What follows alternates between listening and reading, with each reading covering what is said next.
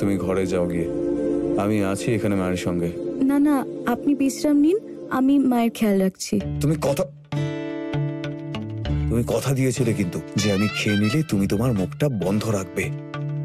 হ্যাঁ, তো আপনিই তো বললেন আমি বউ সাজতে চাইছি, তাহলে আপনার সঙ্গে তর্ক করা, মায়ের খেয়াল রাখা, এসব তো একজন বউয়েরই দায়িত্ব, তাই না বলুন?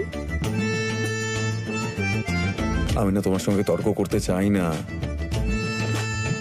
ঠিক আছে, আমি ওখানে গিয়ে শুয়ে পড়ছি। আর হ্যাঁ, রাতের বেলা যাই সমস্যা হোক আমায় ডাকবে।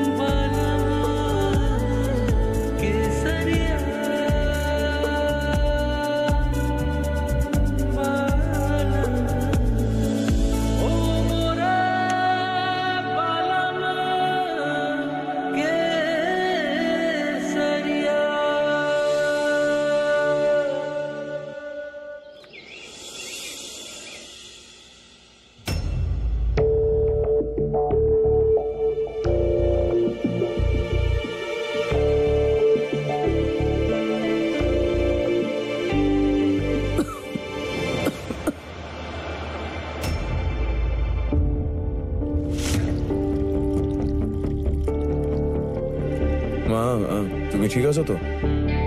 হ্যাঁ, আগের থেকে খুব ভালো আছি আমি। এক্ষুনি ডক্টরকে চেকআপের জন্য ডাকছি।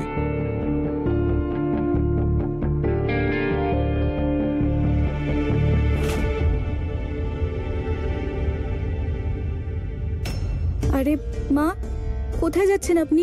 আপনার কিছু দরকার? আমাকে বলুন।